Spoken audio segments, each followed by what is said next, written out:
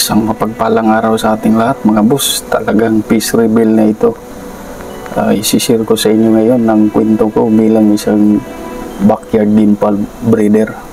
Yung mga karanasan ko sa breeding at saka yung pag-fight ko sa mga palahi ko. At wala tayong eyeglass ngayon, nasira na eh. But hopefully makabili tayo ng bago. Mga boss, bago pa ako magpatuloy, nais ko lamang po na magpasalamat sa lahat ng mga nag-subscribe sa channel ko at saka sa mga viewers ko na walang sawang nanonood ng mga videos ko. Maraming salamat po sa mga silent viewers ko po. Sana naman magpag-subscribe kayo nang sa ganun maging masigasig tayong mag-share ng mga karanasan ko based sa personal experience ko talaga bilang isang backyard dimple breeder. Sana po magustuhan nyo ang karanasan ko, ang istorya ko sa pag-breed ko ng manok panabong. Hopefully panoorin nyo itong video na to hanggang dulo. Yun nga, nagsisimula talaga yung hilig natin sa pagmamanok nung bata pa tayo talaga. Yung mga magulang ko, yung maliit na pinagkakakitaan nila maliban sa pagbababoy, namimili rin ng isda si mama. And then noon, kahon-kahon ba yung gamit sa isda. And then meron din siyang mga alagang native na mga manok. At maalala ko, ang pakain niya noon is yung mais, yung buo pa talaga yung mais. Kukunin niya yun sa yung isang butil, tsaka ihagis niya yun, ihagis sa mga alagang native na manok niya. Siguro nasa 7 years old ako noon, 8 to 9 ganun. At yung mga nagugustuhan kong manok na lalaki na alaga niya, tinatago ko sa kuwan. Tinatakpan ko ng kahon na walang laman, kahon ng daing o kaya ginagamit sa lagayan ng isda. Tuwing magpapakain siya umaga at hapon, ba't nawala daw yung may kulang daw sa mga alaga niya. Hindi niya alam, tinatakpan ko na yung ng kahon yung lalaki na manok na yun. At yung kulay noon is kanawayon, kasi yan yung mga native na mga kulay na balahibo ng mga Bisayain na manok. But yun nga, yung hilig natin nagsimula talaga doon. Kasi na-influensya din sa mga kapitbahay na nag-aalaga din ng meron ng alagang manok panabong, pero hindi talaga magandang klase. Kumbaga selected talaga, yung kahit native, pero meron namang native na matatapang talaga. So siniselect nila yun, inalagaan, ginagawa ng hawla, yung kurungan na kawayan. So pag i-ispar nila yun, maghanap pa sila ng may nag-aalaga din ng manok na naglalaban na. So sama-sama kami tuwing mag-ispar. So and then malakas na talaga yung tupada sa mga time na yun. So habang may tupada sa barangay, punta din kami at nanonood. Wala pang sugal, wala pa tayong pera na pang pusta-pusta, so manood lang. And then doon parang bumasok sa isipan na kung makapagtrabaho na tayo, so mag-aalaga talaga tayo ng manok. Yun nga, nakapagtapos tayo ng high school.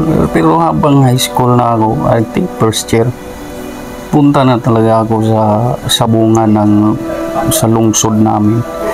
At bawat derby, pumupunta kami manonood lang, dadalhin ng mga kaibigan na mas matanda pa yung edad sa akin. At noon, nakita ko talaga si Sir Nicky Oy Pitching, batang bata pa yan. Siya na talaga yung nagtatari sa manok ng papa niya. And then yung papa niya na mayapa na yun, I think si Nicholas Oy Pitching. And then si Sir Nicky, siya yung naggap talaga sa mga manok nila na ilalaban sa derby. And then siya rin yung magbibitaw. Paminsan-minsan yung papa niya din yung magbitaw. Silang dalawa sa loob. Talagang batang-bata pa talaga si Sir Nicky, nagmamanok na talaga. Kaya idol ko talaga siya, lalong-lalo na yung mga kulay pungkan looking na roster nila. Then may may bandira sa buntot, yung typical na sweater talaga. Yun yung grabe, parang may kumbaga may expectation talaga sa mga manok nila na may ibubuga.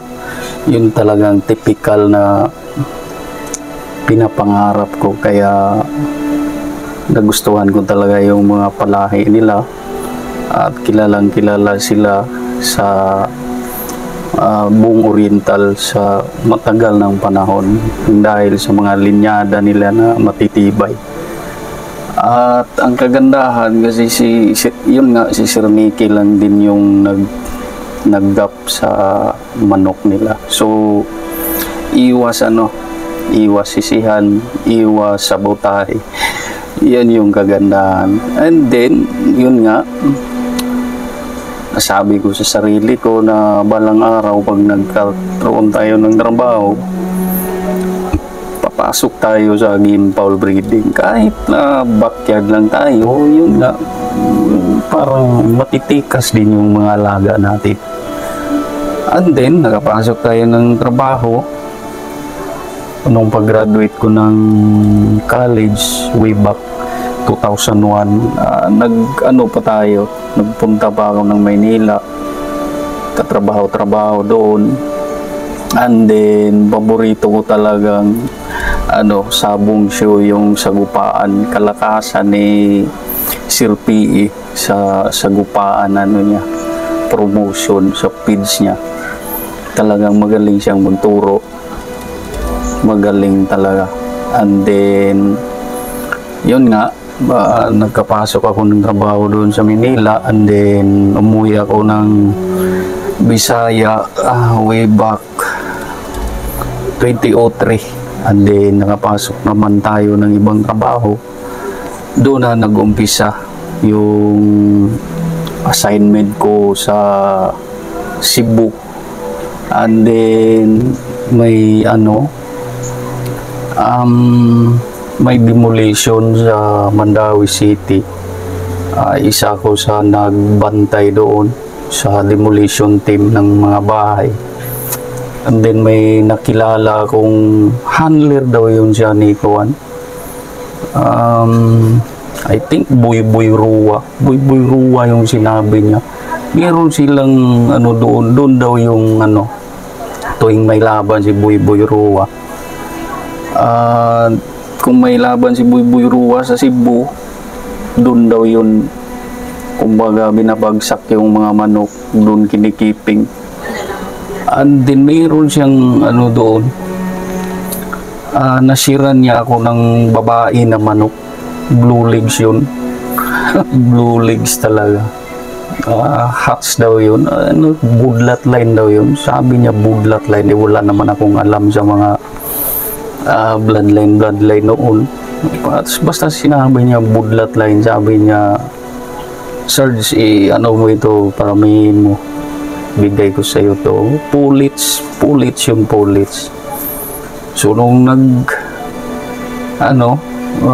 binigyan tayo ng break, umuwi ako ng Negros, dinala ko yung pullets na yun. And then hinanapan ko ng magandang tandang. Yun, may kaibigan ako, sabi niya, galing daw yun kay Nikki Winner Bulag. Pinahiram niya sa akin, minimit ko sa nakuha ko na budlat line, galing daw yun kay Boy Rua. And then yun nga, binibreed ko at pagka may ano siya, nag-prosper yung breeding. May anak na I think 7, 4 yung lalaki. Nung 5 to 6 months na sila yung naglalaban na, inispar namin. So nagustuhan ko yung yung fighting style kasi may angat din, tsaka hindi gaano talaga umangat, napakalakas sa ilalim, gusto nila build to build. So in short, batang-bata pa, nilaban namin sa tupada ng barangay. At yung nagulat yung mga tao, talagang matanda na yung inengkwentro namin. Sa amin 8 to 9 months lang yun. Talagang binugbog nung sa kanila matagal namatay dahil yung tari kumbaga sa Bisaya naliso, kasi yung pinagap ko yung ko din, kapabata ko, bago pa din naggap. So naliso ang tari, so matagal namatay yung kalaban, dapa na yung matandang kalaban na mistiksuhin din, pero napaka tibay sa sugat. So in short, nanalo pa rin dahil parang tinamaan sa ulo sa garol ng tari. So tumakbo at nakapagtanong yung mga tao na nakapanood sa laban na yun kaninong manok yun. So doon tayo nag-umpisang nakilala, and then hanggang tuloy-tuloy at nung balik na naman ako ng Cebu dahil duty, pinakawalan ko na yung babae na yun. Time na balik na naman ako ng Negros, sabi ni Mrs. na anong oras daw ako makarating dahil magkatay daw siya ng manok. Totoo talaga ito. Nung pag-uwi ko, nakauwi ako I think mga 12:30 ng hating gabi. Sabi niya, sige, kain ka na. Pag ganun ko sa may nilagyan ng sinabaw na manok, yung unang sandok ko sa kutsara, yung paa ng manok, kulay blue. Sabi ko, isa lang ang babae kong na manok na kulay blue, yung blue legs. Yung pala yung nakatay niya. Sabi ko, bakit naman? Sabi niya, sorry, gabi na kasi yan, tinichimpo daw niya na makapagdapo sa kahoy yung buwan. May maliit na kahoy sa harap ng bahay. Doon niya hinuli yung manok. Timing na yung blue legs yung nahuli niya. Naku po, patay talaga. Wala, napakalaking ko. Siyempre, in the unang reaksyon natin, magalit talaga tayo, and then pilit nating tinatanggap na wala na talaga yung babaeng manok na yun kasi nakatay niya. And then yun nga, talagang may lalaki man na natira, kasi yung mga babae ng anak niya noon, hindi ko nakitaan ng potensyal na maganda. Hindi ko nagustuhan yung balance, kaya tinira ko lang yung ina kasi hindi pa ako prepared din na magparami talaga. Gusto ko kakaunti lang, kaya noon pa lang ano na talaga ako, mitikuloso na talaga ako sa selection ng mga gagawin nating breeding material. Yun talaga ang pinaka-importante. And then in short, it's around 2010, gusto ko na talagang mag-breeding na kumbaga totoo talaga na galing ng farm, yung typical na may pictorial tayo galing ng farm, ganun. Yun nga, pero nauna talaga yung kumuha ako kay Sir Nicky.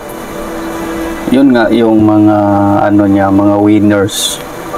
And then may isa din akong winners na galing sa kanya na winner daw yun ng stag. And then sabi niya, balda na ito, yung balda kanan sariwa pa yung sugat. Sabi ko, ito na muna sa akin, sir. So in short, nakuha ko yun. 3K lang yung niya, mga baldado. At nung nag-heal na yung sugat sa manok na yun, nung nakuha ko kay Sir Nicky, inispar ko, napakagaling. So nilaban ko, in short, nanalo.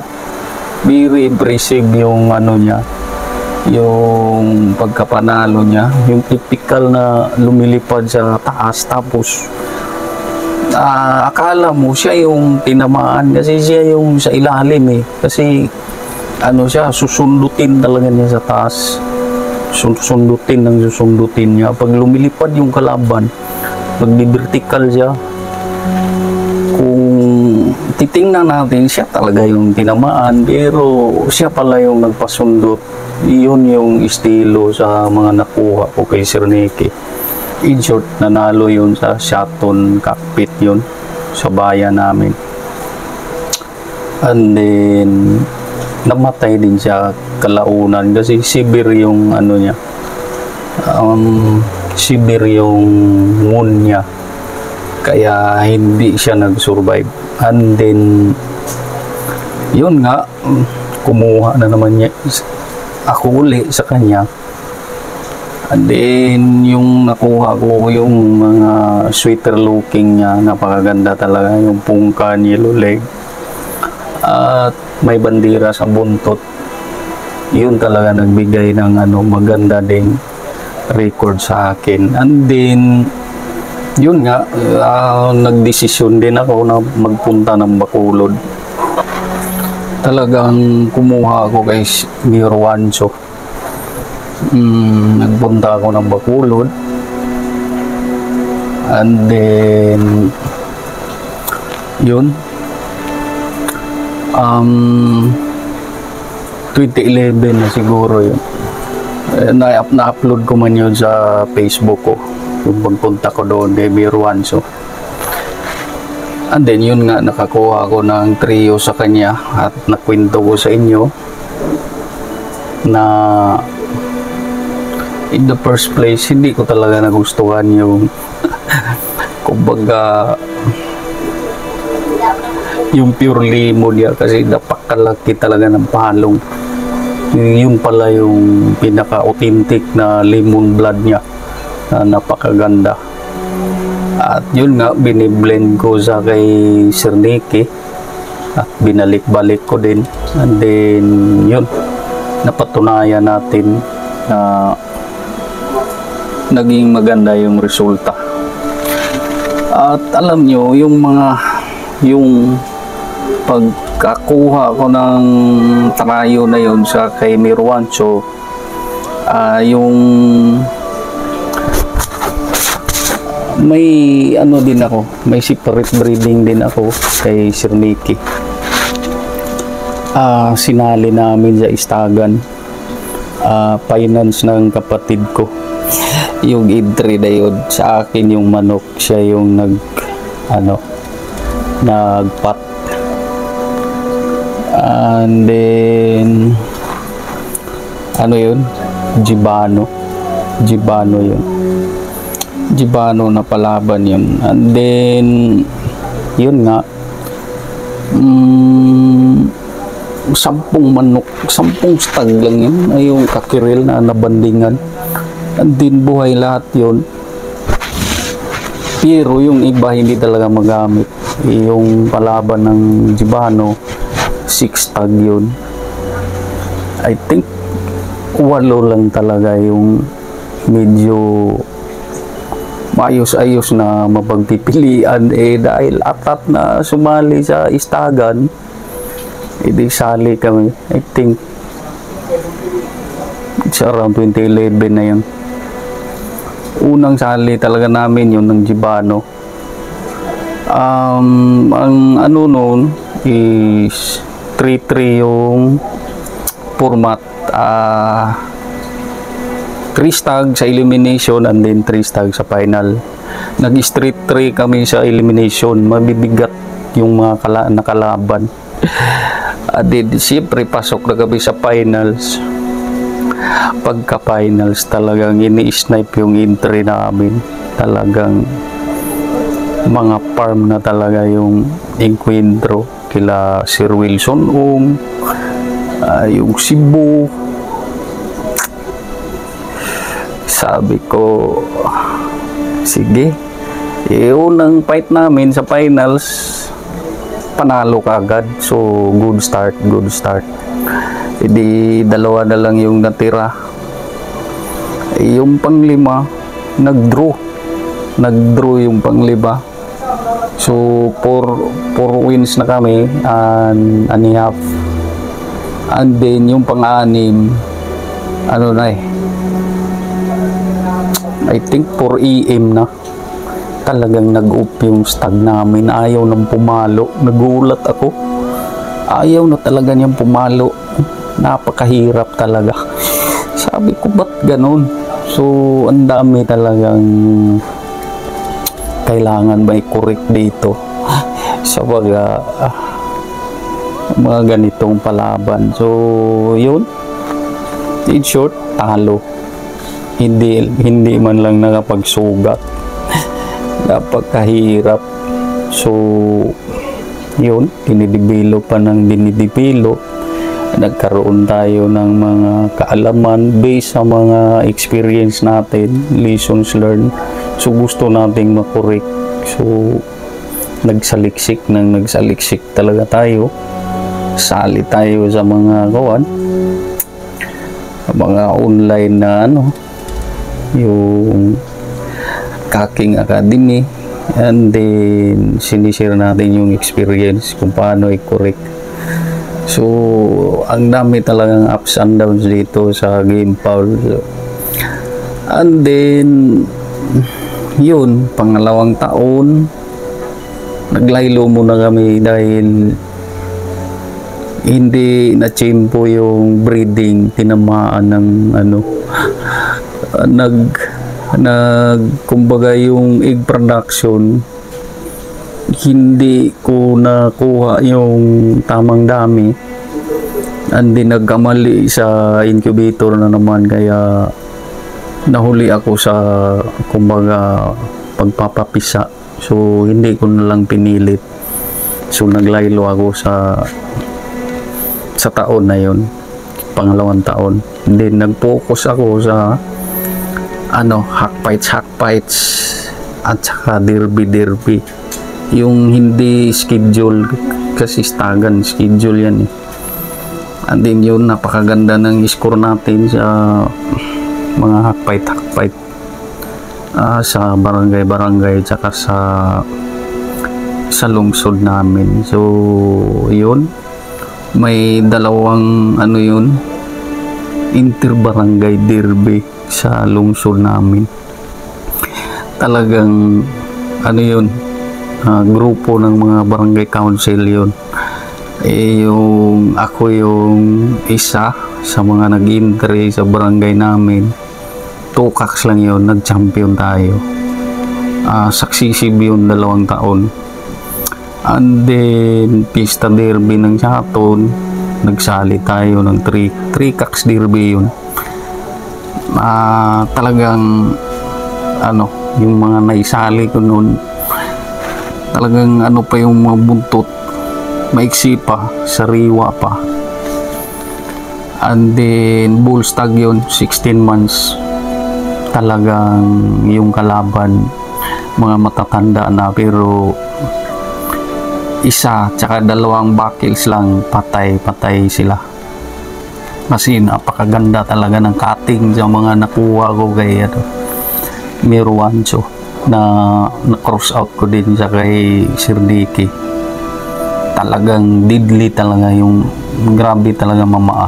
So sa mga hakbait ng barangay, talagang parang kinamumuhian tayo na may magaling na manok panlaban. So ayun, nagkakaroon ng hindi naman kaibigan na malapit talaga, pero kahit di natin sila kilala, talagang ina-appreciate yung presensya natin. So yun yung kagandahan dito sa Sabong. And then yun nga, nagsali tayo sa I think 2016 15 sali ako sa 14 unang 3 cocks 2014 sa bayan namin. Yun nga, mga bullstag yung nasali ko. Talagang street talk agad ako, 2-0 3 cocks. Ako yung unang pa-champion, alas 6 pa ng gabi. Yung schedule ng laban ko, ako yung unang pa-champion talaga. Ang gagandang tingnan dahil first buckle, kuha na yung kalaban, drop ka agad, napilayan. Pero napakatibay sa sugat din yung kalaban kasi matanda na daw yung 5 years old. Talagang binukbok ng niratrat sa manok ko sa ground, pero hindi kaagad na napatal yung kalaban. Hindi napatal yung pa-champion ko, at muntik pa siyang madisgrasya dahil yung pilay ng kalaban is yung kanan na paa. So nung nilapitan sa akin, nakayakap yung kalaban sa manok ko, tinamaan dito sa gilid. Kala ko matalo na siya. Iyon, inabutan sa oras, hindi talaga nagkapatayan. So 2 wins and 1 draw ako nun. Sayang, ako na sana yung pa-champion. Talagang may nagsigaw na dito sa gilid ko kasi ako man yung nagbitaw din. Ako talaga yung magbitaw pag derby. Andin sa mga hakbait, ako din yung mag-gap. Hindi ako pag derby, iba na yung mag-gap. May katiwala ako na gapper na kababata ko. So yun, in short, sa 2014 na yun, Pista Derby, 2 wins and 1 draw tayo. So hindi natin nakuha yung hindi tayo nakapabilang sa champion. Pangalawang taon, in the following year, mga 2015, sali tayo. Yun, binigay ng Panginoon sa atin, nag-champion ako sa 3 cocks na yun. And then yung mga manok na yun, yung mga winner ko noong 2014, yun din nilaban ko sa 2015. So nag-champion tayo. Yung 3 winner ng 2015, kinikip ko rin. At yun na naman yung nilaban ko sa Pista Derby 2016. May naidagdag na iba. Yun yung kwento ko na nag-champion ako 2016, 2015. Talagang maganda yung palaban doon. Parang easy win lang. At yung last fight ko, yun yung dapat kagandang kuhan, yung pa-champion ko talaga, kasi nagulat ako sa pag-weigh-in pa lang ng manok. Kasi bago tarian, pag schedule na, i-weigh-in uli yan. And then, nagulat ako kasi nung kung tinanong ako magkano ang pusta nito, sabi ko, boss, ganito. Sabi niya, plus 10 ako, sa'yo ko ibigay ha. Lapitan mo lang ako dito pag matalo yung manok mo. I-plus 10 ko to. Nagulat ako, bakit siya nag-plus 10? Di, sinilip ko yung kalaban. Sabi ko, kilala ko to yung kalaban.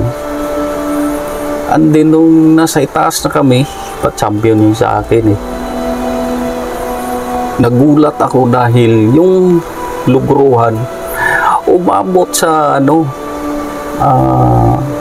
G-size, tapos nagkalahatian. Yamadong yung sa akin. Nagulat ako. Magali, tingin ko sa manok nila, bakit yun kalahati yung pag mananalo yun. Sa akin, pag manalo yung sa akin, kalahati lang yung panalo ng tumanggap sa yung lugruhan ba. Nung malapit ng bibitawan, may nagsigaw sa akin sa itaas ng sabi ng sumigaw, kakilala ko. Sabi niya, Sarge, wag mo munang bitawan. Kasi hindi pa naubos yung masyada daw nila na pusta. So nagulat ako. Sabi ko sa sarili ko, ano to? Parang, hindi ko alam na gano'n pala. So, sabi pa naman ng tagalarga medyo dumikit siya sa akin. Sabi niya, huwag mong ilayo yung sayo. Doon na nagtaka na ako. Parang easy win lang talaga kasi yung manok nila hindi pumalo. Talagang binurak ka agad sa manok ko sa harapan. Parang wala, patay talaga. Kung may pastiskil yun, wala talaga. So yun, nagulat na lang ako. Marami na nag-chat sa akin na kaya ka nag-champion dahil ganyan, sali ka sa kuwan. So hindi ko nagustuhan kasi wala akong alam. In good fit yung one na sakto sa nakahanda talaga yung manok ko. Kahit kanino pa itapat yun. So siyempre, honest tayo. Wala tayong alam sa ganun. Alam nyo na yun. So, talagang hindi ko nagustuhan yung kuwan. Sabi ko, kalabanin nyo na lang ako next year. Yun nga, talagang dream fight. Kasi, ang 2016, yung entry ko, kasi usually previously nag-text lang ako sa o ibigay yung timbang ng manok sa entry ko. Nagulat ako, pinuntahan talaga nila sa yard ko sila talaga yung nagtimbang. Yun nga, ini-snipe na pala nila, puro bullstag yung sa akin. Sinabihan ko yung doon na boss, yung matcher na huwag mo itapat yung manok ko sa mga manok ng big time dahil alam mo naman yung pusta ko minimum lang. Talagang yung tatlo na yun tinapat talaga sa mga manok ng malalakas pumusta. Yung first fight ko talagang dihado ako sa lugruhan dahil bullstag yung sa akin napakatanda yung kalaban na matibay talaga, pero alam ko yung kalibre ng manok ko napakalakas din yun sa ground. Tingin ko sa kanila ito build to build talaga ito dahil blacks yung sa kanila mga blue legs na itim yung mata. So yun nga, nagkabumbahan talaga sa ground. labas yung bituka yung kalaban sa akin, pero naunahan yung sa akin dito sa kilikili. Yung ganti niya, labas yung bituka ng kalaban, takbo doon sa corner. Ay yung ginawa ng Queenie, yung sintetsador, akala niya buhay na buhay pa yung sa akin, pero alam ko na alam niya na papatay na rin yung sa akin. Instead na kukunin niya yung sa akin at habulin niya yung tumakbo na kalaban, hindi niya dinampot yung sa akin, yung tumakbo yung dinampot niya. Nung pagbalik niya, dinampot yung sa akin, kinariyo niya, wala na rin, papatay na rin yung sa akin. So in short, draw yung unang fights ko. So okay lang kasi draw. And then second fight ko talagang hindi ko talaga inaasahan yun. Ang nakalaban ko si yung Vice Governor na namin ngayon, si Vice Governor Prince Diaz. Siya yung mayor sa bayan namin sa time na yun, 2016. Yun ang nakalaban ko, second fight ko. Yung second fight na yun, typical talaga, manang-mana sa nakuha ko kay Sir Nicky. At nagkataon din na doon si Papa niya doon sa ringside. Ikalaban kay Mayor Fritz. Ang pusta ko lang 10,000, habang yung parada ni Mayor Fritz Diaz 420,000. Talagang halos isang oras bago nabitawan kasi nahirapan yung masyador, nahirapan sa pagpatanggap ng lugruhan. Yung lugruhan umabot na ng 10-6, binigay ng 10-6. Talagang nahiya ako dahil sabi ko sa matcher na wag mong imatch sa mga manok ng mayayaman. But yun nga, sinigawan ako kasi hindi na ako umakyat kasi pinabayaan ko na lang yung dalawa kong taga-hiting doon sa itaas kasi nahiya na ako dahil 10,000 lang yung parada ko, tapos ang tanggal na bitawan dahil napakalaki yung pusta. Sinigawan niya ako, yung kaibigan ko, "Sarge, umakyat ka, i-hit mo yung manok, pupusta kami." Tapos nakita ko rin na tumanggap si yung papa ni Sir Nicky, tumanggap ng 10-6. Malaki din yung tinanggap niya. I think 100 yung sa kanya. Yun kasi alam niya na may bubuga ang manok na ito. Yun nga, napakaganda. Blue legs din yun sa kanila na typical na mga brown red. Sabi ko ito match up talaga ito kasi itong sa akin talagang parang nagpunit din ito ng plastic pag pumalo. In short, talagang nagkaganunan sa ground. Pinalo kaagad sa harap-harapan yung manok ni Mayor Fritz. Pinalo sa akin. Diretso siya drop doon sa gilid. Wala na, hindi na kaganti. In short, walang sugat yung sa akin. So napakaganda talaga mga boss pag yung mga alaga natin, alam natin na may ibubuga. Kumbaga malaki yung tangke na may ibubuga talaga. Alam natin na mayroong ibubuga. At sa bloodlines talaga yan, yung mga matitibay na bloodline, nandun talaga yung cutting na aasahan natin. Kumbaga meron talaga tayong maaasahan sa kanya. So in short, nanalo. So 1 draw 1 win na ako. Yung pangatlo ko hindi rin nagsugat. Yung pangatlo walang sugat. Ayun, nakauwi tayo ng medyo happy yung tropa.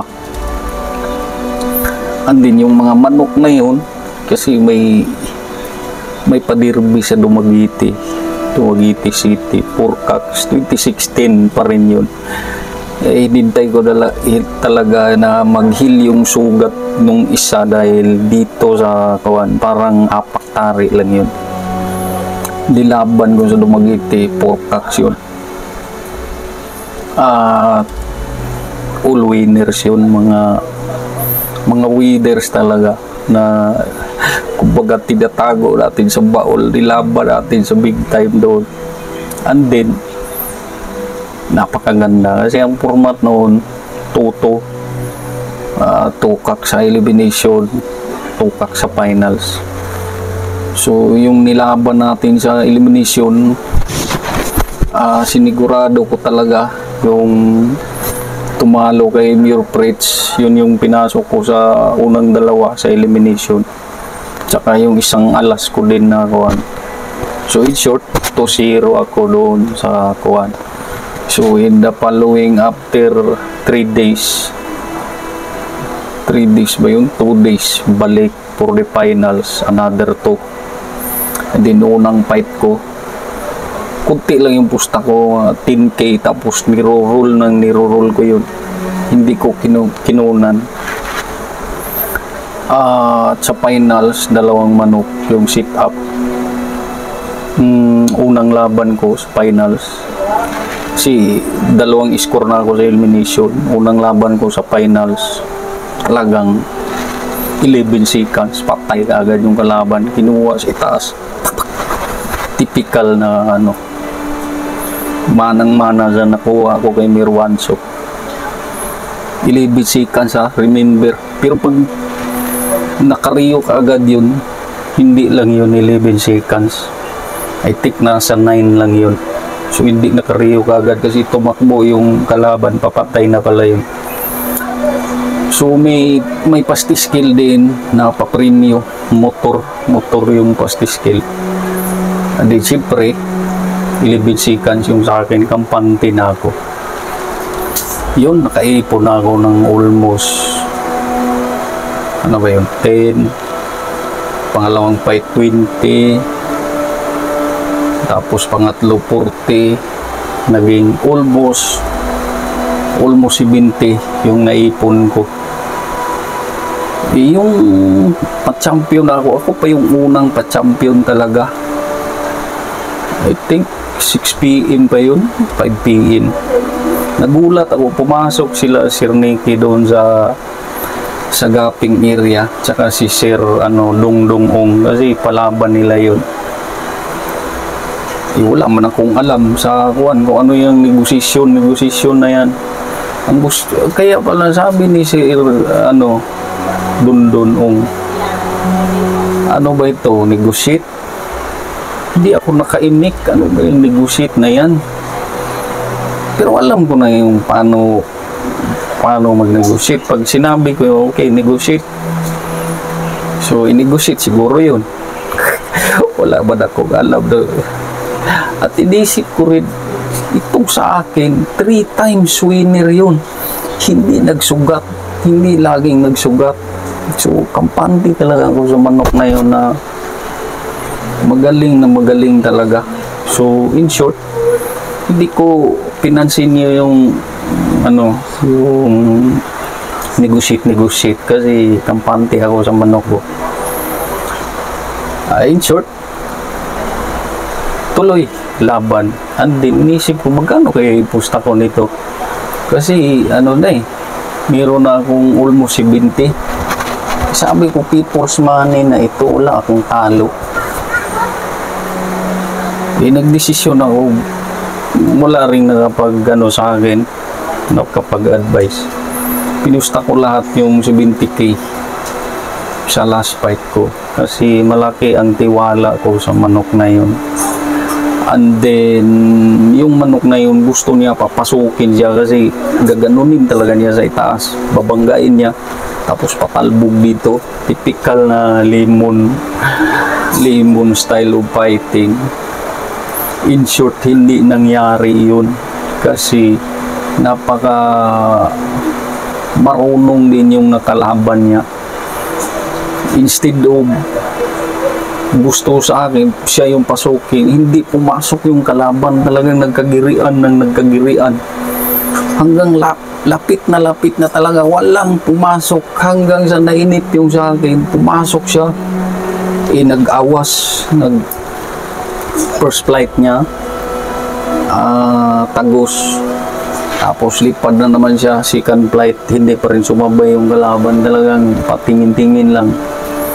And then sa third, doon na pag-drop niya doon sa may glass, naipit siya doon. Talagang binumbahan siya ng kalaban. In short, tinamaan siya unang buckles.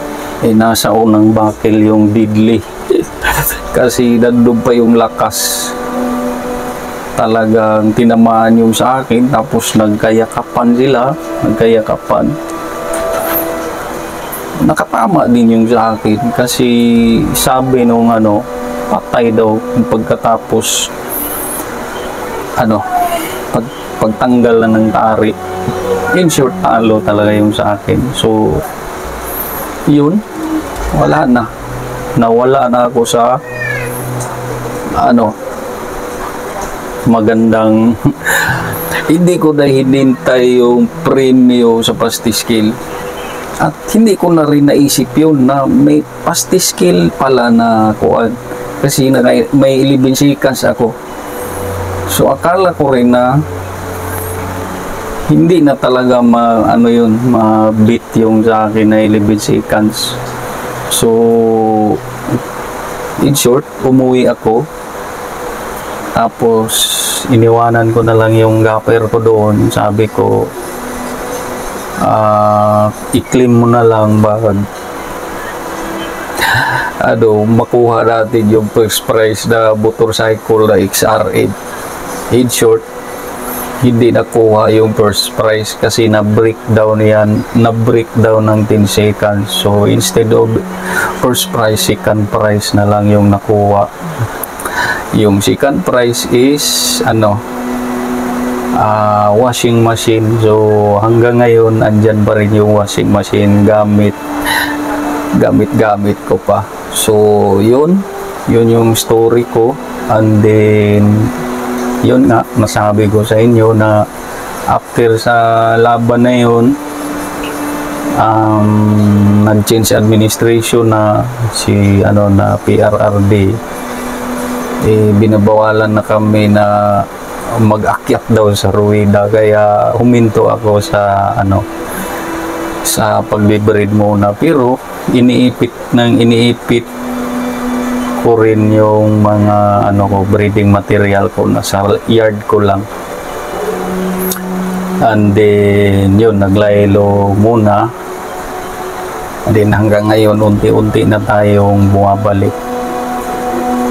Yun yung story ko mga boss, sa pakikipaglaban ko sa sariling palabas ko na manok. Napakaganda talaga ng experience pag tayo talaga yung kumbaga tayo yung nag-breed, tayo yung naghanda. Hindi ako kumuha ng handler, ako lang magpaalalay lang ako, tapos ako din yung hack fight lang. Pero pag derby, iba na yung mag-up. And then bawat derby talaga magpagawa talaga ako ng tari na sukat talaga sa paa ng mga manok ko. Sinusukatan ko talaga. Kung 3 cocks, paggawa ako ng 3 tari na intended sa mga manok na yun, sasabihin ko na lang sa gapper na yung tari na yan para sa manok na ganyan. So napakaganda mga boss, napakaganda ng talim sa mga bagong gawa na tari. Talagang nandun yung kumbaga yung talas talaga, saka yung maramdaman talaga ng kalaban. So yun mga boss, hopefully unti-unti tayong makabalik ng maayos at magkaroon tayo ng magandang pwesto. Kasi pangarap ko na ituloy ko yung sa pagmamanok.